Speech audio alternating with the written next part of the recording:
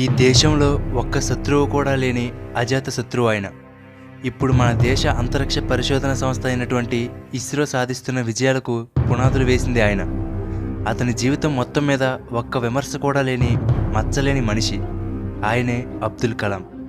ఇప్పటి వరకు ఎంతోమంది రాష్ట్రపతులు ఉన్నారు, కానీ అబ్దుల్ కలాం అంతగా మన మనసుకు దగ్గరైన వ్యక్తి మరొకరు లేరు. పేద కుటుంబంలో పుట్టిన కలాం దేశ ప్రథమ పౌరుడిగా ఎలా ఎదిగాడు?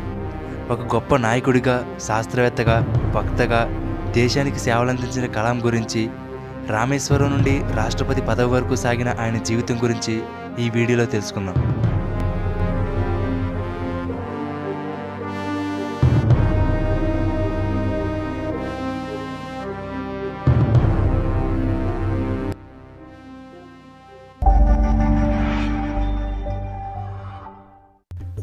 అబ్దుల్ కలాం తమిళనాడు రాష్ట్రంలోని రామేశ్వరంలో ఒక ముస్లిం కుటుంబంలో 1931 అక్టోబర్ 15న జన్మించాడు.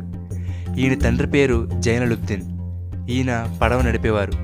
తల్లి ఆషిమ్మ. కలాం పూర్తి పేరు ఔల్ ఫకీర్ జైనలుబ్దీన్ అబ్దుల్ కలాం. ఆర్థికంగా వెనుకబడిన కుటుంబానికి సహాయం చేయడానికి కలాం చిన్న వయసులోనే న్యూస్ పేపర్లు వేసేవాడు. రామేశ్వరానికి కొద్ది దూరంలో ఉన్న రామనాథపురంలో స్క్వార్జ్ మెట్రిక్యులేషన్ స్కూల్లో 10వ తరగతి వరకు చదువుకున్నాడు. చదువు అంతంత మాత్రమే అయినప్పటికీ కొత్త విషయాలు నేర్చుకోవాలనే తపన, జిజ్ఞాస కలాంలో ఎక్కువగా ఉండేవి. ఒకసారి స్కూల్లోని ఉపాధ్యాయుడు సముద్రపు ఒడ్డుకు తీసుకువెళ్ళి పక్షి ఎలా ఎగురుతుందో చూపించాడు. అప్పటి నుండి కలాం కూడా పక్షిలాగా ఎగరాలనుకున్నాడు. అందుకోసం ఎలాగైనా పైలట్ అవ్వాలనుకున్నాడు. తరువాత తిరుచిలో సెయింట్ జోసెఫ్ కళాశాలలో డిగ్రీ పట్టా పొందాడు. పైలట్ అవ్వాలని తన చిన్ననాటి కోరికను నిజం చేసుకోవడానికి మద్రాసులోని MITలో చేరాలనుకున్నాడు. అయితే ఆ ఇన్స్టిట్యూట్లో చేరాలంటే 1000 రూపాయల ఫీజు కట్టవలసి వచ్చింది. కానీ ఆయన తండ్రి కట్టలేనప్పుడు కలాం గారి అక్క ఆమె గాజులను తాకట్టు పెట్టి ఫీజు కట్టింది. తనను బాగా చదివించాలని, ఉన్నతమైన స్థానంలో చూడాలని తన కుటుంబ సభ్యులు పడుతున్న కష్టాన్ని, తన మీద వాళ్లకున్న నమ్మకాన్ని చూసి కలాం ఎంతగానో చలించిపోయాడు. చివరకు స్కాలర్షిప్ సహాయంతో MITలో ఏరోస్పేస్ ఇంజనీరింగ్ని పూర్తి చేశాడు. ఏరోనాటిక్స్లో ప్రవేశ పరీక్షల్లో 8 ఉద్యోగాలు ఉంటే తనకు 9వ స్థానం రావడంతో త్రుటిలో పైలట్ అయ్యే అవకాశాన్ని కోల్పోయాడు కలాం. అలా కొద్దిపాటిలో తన చిన్ననాటి కళ చేజారిపోయింది. 1960లో కలాం DRDOలో ఏరోనాటికల్ డెవలప్మెంట్ ఎస్టాబ్లిష్మెంట్లో శాస్త్రవేత్తగా చేరారు. అక్కడ భారత సైన్యం కోసం ఒక హోవర్క్రాఫ్ట్ని డెవలప్ చేయడం ఆయన పని. తర్వాత కొన్ని రోజులకి Indian national committee for space research నుండి కలాంకి ఇంటర్వ్యూకి రమ్మని కాల్ వచ్చింది. దీనిని మనం ఇప్పుడు ఇస్రోగా పిలుస్తున్నాం. అక్కడ కలాంని ప్రొఫెసర్ విక్రమ్ సారాభాయ్ ఇంటర్వ్యూ చేశారు. దాంట్లో కలాం రాకెట్ ఇంజనీర్గా సెలెక్ట్ అయ్యారు. విక్రమ్ సారాభాయ్ మరియు కలాం గారు కలిసి ఇస్రోని ఎంతగానో డెవలప్ చేశారు. ఈ క్రమంలో 6 నెలల పాటు రాకెట్ లాంచింగ్ టెక్నిక్స్ మీద ట్రైనింగ్ కోసం అమెరికాలోని నాసాకి వెళ్లే అవకాశం అబ్దుల్ కలాంకి దక్కింది. భారతదేశం నుండి అంతరిక్షంలోకి శాటిలైట్ పంపాలనేది ప్రొఫెసర్ సారాభాయ్ గారి కోరిక. ట్రైనింగ్ పూర్తి వచ్చిన తరువాత కలాం, సారాభాయ్ మరియు సతీష్ ధవన్ల సహకారంతో రోహిణి అనే శాటిలైట్ని అంతరిక్షంలోకి పంపడానికి SLV-3 అనే ర్యాకెట్ని అభివృద్ధి చేశారు. దేశంలోని ప్రజలందరి కళ్ళు ఈ SLV-3 ప్రయోగం మీదే ఉన్నాయి. అబ్దుల్ కలాంతో పాటుగా అక్కడ ఉన్న ఎంతోమంది కష్టపడి నిర్మించిన 22 మీటర్ల పొడవైన SLV-3 లాంచ్ అయింది. కానీ 317 సెకండ్ల తర్వాత సెకండ్ స్టేజ్లో పేలిపోయి సముద్రంలో కుప్పకూలిపోయింది. ఒక్కసారిగా కలాం గారికి ఏదో తెలియని ఆవేదన. తనతో పాటు తన దేశ ప్రజల అందరి కలలు ఆవిరైపోయాయి. కానీ ఆయన నిరుత్సాహపడలేదు.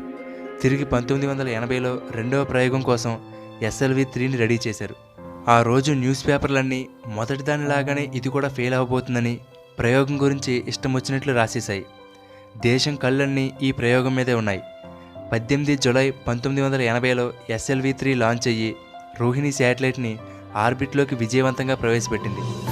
అంతరిక్షంలోకి శాటిలైట్ని పంపగలిగే కెపాసిటీ ఉన్న దేశాల లిస్టులో భారతదేశం కూడా చేరింది. ఇక్కడే భారత అంతరిక్ష ప్రయోగాలకు పునాదులు పడ్డాయి.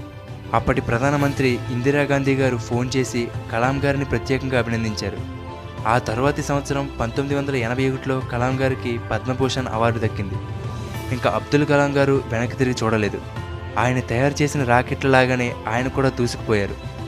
ఇండియన్ ఆర్మీ కోసం అగ్ని, పృథ్వీ, నాగ్, ఆకాష్, త్రిశూల్ వంటి ఎన్నో శక్తివంతమైన మిసైల్స్ని తయారు చేసి మన దేశాన్ని ఎవరి మీద ఆధారపడని ఒక శక్తివంతమైన దేశంగా మార్చారు. అందుకే ఈయన్ని మిసైల్ మ్యాన్ ఆఫ్ ఇండియా అని అంటారు. ఈయన నాయకత్వంలో ఇస్రో ఎంతో అభివృద్ధి చెందింది. ఆయన లీడర్గా ఉన్న సమయంలో ఇప్పటి వరకు ఎవరినీ కోపంగా తిట్టడం చూడలేదని ఆయనతో పనిచేసిన వాళ్ళు చెబుతారు. ఏదైనా వైఫల్యం వస్తే దాని పూర్తి బాధ్యతను తన ఒక్కరి మీద వేసుకునేవారు. కానీ విజయం వస్తే ఆ క్రెడిట్ని తన టీం అందరికీ ఇచ్చేవారు. తనతో పాటు తన టీంలో ప్రతి ఒక్కరూ పైకి రావడానికి అవకాశం ఇచ్చేవారు. అంతేకాదు, డిఆర్డీఓలో ఉన్నప్పుడు కదిరేషన్ అనే తన కారు డ్రైవర్ని పట్టుబట్టి చదువు పూర్తి చేయించారు. ఆ డ్రైవర్ పీజీ వరకు చదవడానికి అయ్యే ఫీజులన్నీ కలాం గారే కట్టారు. ఇప్పుడు ఆ కారు డ్రైవర్ ఎడ్యుకేషన్ మినిస్ట్రీలో ఒక పెద్ద ఆఫీసర్. 1998లో వాజ్పేయి గారు ప్రధానమంత్రిగా ఉన్న సమయంలో అమెరికన్ శాటిలైట్లకు దొరకకుండా పోఖ్రాన్ అనే ప్రదేశంలో ఆపరేషన్ శక్తి అనే పేరుతో విజయవంతంగా న్యూక్లియర్ టెస్ట్ చేయడంలో అబ్దుల్ కలాం పాత్ర ఎంతో ఉంది. దీనితో ఇండియాకి ఉన్న పవర్ ఏంటో మిగతా దేశాలకు అర్థమైంది. ఆయన ఎప్పుడూ ఒకటి చెప్తూ ఉండేవారు, భారతీయులు ఎప్పుడూ పేదవాళ్ళు కాదు, వాళ్ళ ఆలోచనలే పేదగా ఉంటాయి, మనం కూడా పెద్దగా ఆలోచిస్తే ఏవైనా సాధించగలం అని చెప్పేవారు. ఆ తరువాత కొంతకాలం పాటు ప్రధానమంత్రికి సైంటిఫిక్ అడ్వైజర్గా మరియు డిఆర్డీఓకి ముఖ్య కార్యదర్శిగా వ్యవహరించారు. 2002లో జరిగిన రాష్ట్రపతి ఎన్నికల పోటీలలో వాజ్పేయి గారు భారతీయ జనతా పార్టీ అభ్యర్థిగా అబ్దుల్ కలాంని ప్రతిపాదించగా ప్రతిపక్ష కాంగ్రెస్ కూడా మద్దతు తెలిపింది. అలా అబ్దుల్ కలాం గారు మన దేశానికి 11వ రాష్ట్రపతిగా 2002వ సంవత్సరంలో ఏకగ్రీవంగా ఎన్నికై 2007 వరకు కొనసాగారు. ఏ రాజకీయాల అనుభవం లేకుండా రాష్ట్రపతి అయిన మొదటి వ్యక్తి కలాం గారు ఒక్కరే. ఈయన రాష్ట్రపతి అయినప్పటికీ కూడా ఎంతో నిరాడంబరంగా గడిపేవారు.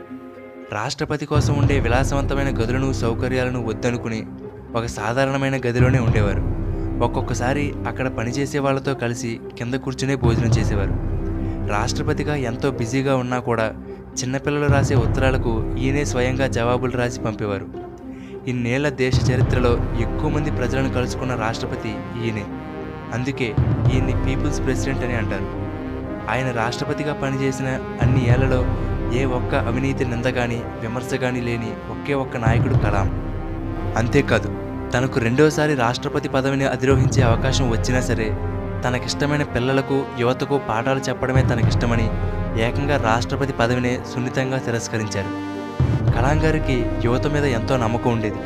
అందుకే రాష్ట్రపతి పదవి పూర్తయిన తర్వాత విశ్రాంతి జీవితం గడపకుండా దేశవ్యాప్తంగా ఎన్నో పాఠశాలలకు కాలేజీలకు తిరుగుతూ ఎంతోమంది యువతకు మార్గనిర్దేశం చేశారు. అబ్దుల్ కలాం గ్రామీణ ప్రాంతాలను అభివృద్ధి చేయడానికి పురా అనే ట్రస్ట్ని స్థాపించి తనకు వచ్చే ఆదాయాన్ని ఆ ట్రస్ట్కి ఇచ్చేసేవారు. అబ్దుల్ కలాం గారు పెళ్లి చేసుకోలేదు. భార్య, పిల్లలు, కుటుంబం, ఆస్తులు ఇవేమీ ఆయనకు లేవు. ఈ దేశమంతా ఆయన కుటుంబమే. అంతేకాదు, వైద్య రంగంలో పోలియో బాధితుల కోసం తేలికపాటి పరికరాలను రూపకల్పించడానికి ఎంతో కృషి చేశారు. ఈయన చేసిన సేవలకు గాను భారత ప్రభుత్వం ఈయనకు భారతరత్న, పద్మవిభూషణ్, పద్మభూషణ్ వంటి పురస్కారాలతో గౌరవించింది. 2005 మే 26వ తారీఖున కలాం గారు స్విట్జర్లాండ్ని పర్యటించారు. దాంతో ఆ దేశ ప్రభుత్వం ఏకంగా మే 26ను సైన్స్ డేగా ప్రకటించుకుంది. కలాం గారు తన వల్ల ఏ జీవికి హాని కలిగించేవారు కాదు. ఒకసారి డిఆర్డీఓ ఆఫీస్ చుట్టూ కట్టిన గోడ పైభాగంలో గాజు పెంకులను పెడుతుంటే అవి పక్షులను గాయపరుస్తాయని గాజు పెంకులను పెట్టనివ్వలేదట. అలాగే ఒకసారి కలాం గారు షిల్లాంగ్లోని ఐఐఎంలో ఉపన్యాసం ఇవ్వడానికి వెళ్తున్నారు. ఈయన ప్రయాణిస్తున్న కాన్వాయ్లోని ముందు జీపులో లపాంగ్ అనే ఒక కానిస్టేబుల్ నిలబడే ఉన్నాడట. అతనిని చూసిన కలాం గారు పక్కనున్న పోలీస్ అధికారితో, అతన్ని ఎందుకు అలా నిల్చోబెట్టారు, కూర్చోమనండి, నా కోసం అతను అలా నిల్చోవలసిన అవసరం లేదు అన్నారట. కానీ ఆ కానిస్టేబుల్ కూర్చోలేదు. షిల్లాంగ్ చేరగానే కలాం ఆ కానిస్టేబుల్ దగ్గరకు వెళ్ళి తన కోసం కష్టపడినందుకు థ్యాంక్స్ చెప్పి తన వల్ల కలిగిన కష్టానికి ఆ కానిస్టేబుల్ని క్షమాపణలు అడిగి, బాగా అలసిపోయినట్లు ఉన్నావు, ఏమైనా తింటావా అని అడిగారట. అంత మంచి మనసు ఆయనది.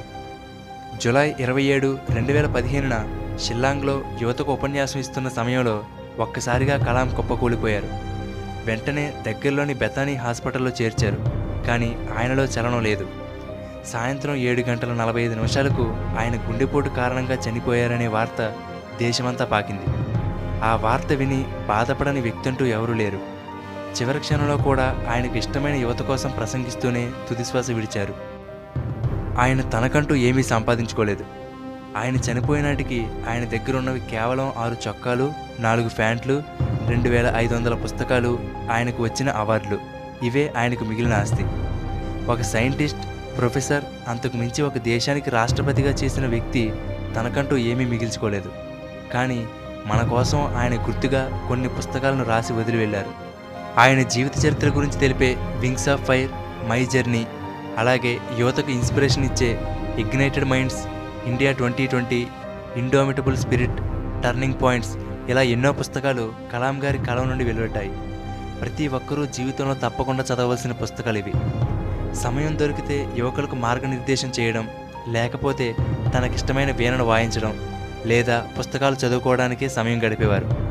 ఆయన లాంటి వక్తను, నాయకుడిని, రాష్ట్రపతిని, శాస్త్రవేత్తను, దేశభక్తుడిని ఇప్పటి వరకు మనం చూసి ఉండం, ఇకపై చూడబోం కూడా.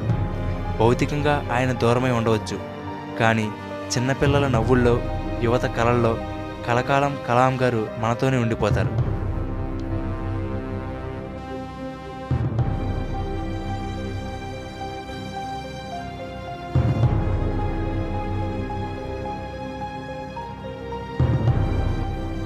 ఫ్రెండ్స్, ఈ వీడియోని మీ ఫ్రెండ్స్ అందరికీ షేర్ చేయండి. పెద్దలు పిల్లలందరికీ అబ్దుల్ కలాం గురించి తెలియజేయండి.